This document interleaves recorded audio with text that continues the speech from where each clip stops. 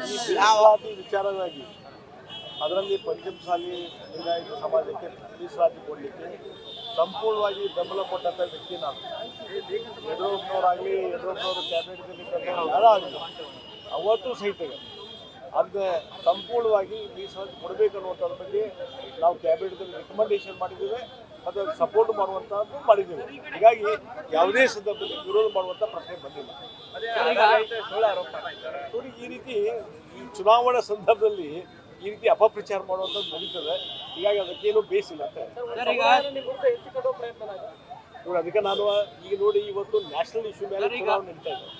ಇವತ್ತು ದೇಶದ ಪ್ರಧಾನಮಂತ್ರಿ ಯಾರಾಗಬೇಕು, ನರೇಂದ್ರ ಮೋದಿಯವರು ಮತ್ತೊಂದು ಬಾರಿ ಪ್ರಧಾನಮಂತ್ರಿ ಆಗ್ಬೇಕಂತ ಹೇಳಿ ಆಸೆಗಳನ್ನು ಹೊತ್ಕೊಂಡು ಜನ ಇವತ್ತು ಈಗ ನಾ ಇಲ್ಲಿ ಬರುವಾಗ ಮಹಿಳೆಯರು ತಾವೇ ವಾಲಂಟ್ರಿ ಸರ್ ನೀವು ಮೋದಿಯವರು ಪ್ರಧಾನಮಂತ್ರಿ ಇವತ್ತು ಮೋದಿಯವರನ್ನ ಪ್ರಧಾನಮಂತ್ರಿ ಮಾಡುವಂತ ಚುನಾವಣೆ ಮತ್ತು ರಾಷ್ಟ್ರೀಯ ವಿಚಾರಗಳನ್ನು ಚರ್ಚೆ ಮಾಡಬೇಕು. ರಾಷ್ಟ್ರೀಯ ವಿಚಾರಗಳನ್ನ ಚರ್ಚೆ ಮಾಡುವಂತ ವಿಚಾರ, ರಾಷ್ಟ್ರೀಯ ನಾಯಕತ್ವ ಯಾರು ಅನ್ನುವಂಥದ್ದು ವಿಚಾರ ಮಾಡುವಂತ ಚುನಾವಣೆ.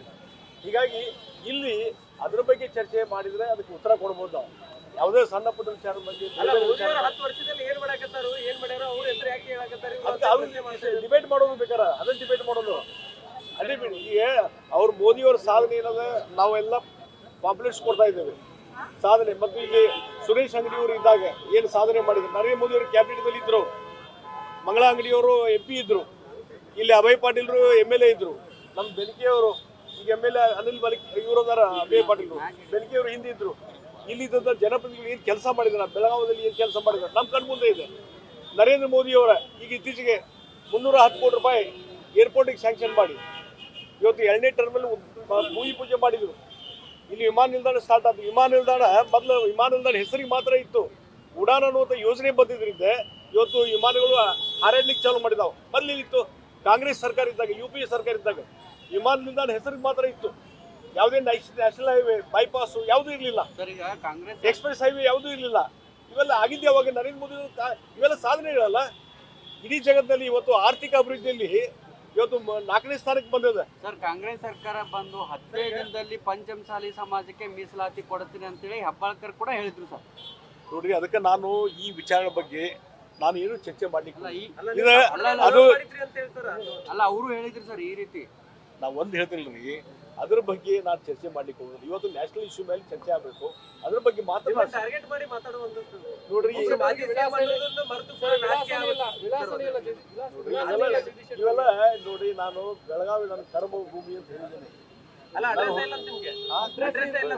ನಾವು ಒಂದು ಹೇಳ್ತೀನಿ, ಇವ್ರಿಗೆ ಬೇರೆ ವಿಚಾರಗಳು ಡಿಸ್ಕಷನ್ ಮಾಡ್ಲಿ. ಇದು ಬೆಳಗಿನ ಸಾಯಂಕಾಲ ಅದೇ ಡಿಸ್ಕಷನ್ ಮಾಡಿ ಜನ ಒಪ್ತಾ ಇಲ್ಲ.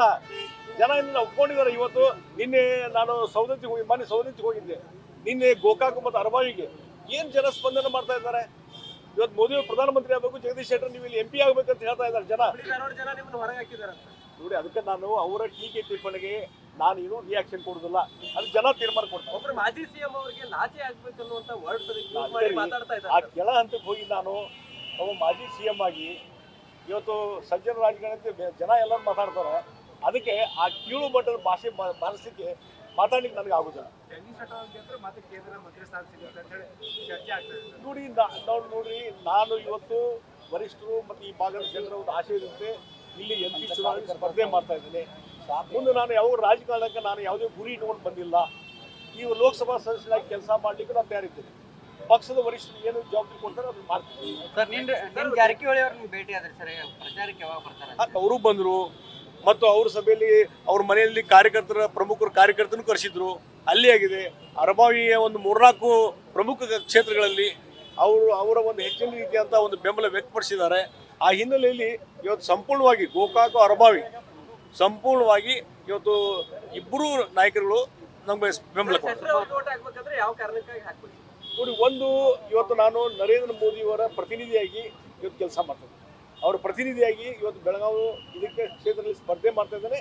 ಇವತ್ತು ಮೋದಿಯವ್ರನ್ನ 3ನೇ ಬಾರಿ ಪ್ರಧಾನಮಂತ್ರಿ ಆಗಲಿಕ್ಕೆ ಮತ್ತು ಬೆಂಗಳೂರನ್ನ ಒಂದು ಸುಂದರ ನಗರ ಮತ್ತು ಲೋಕಸಭಾ ಕ್ಷೇತ್ರವನ್ನು ಇನ್ನೂ ಹೆಚ್ಚು ಸುಂದರಗೊಳಿಸಲಿಕ್ಕೆ ಎಲ್ಲ ರೀತಿ ಪ್ರಯತ್ನ ಮಾಡ್ತೀನಿ.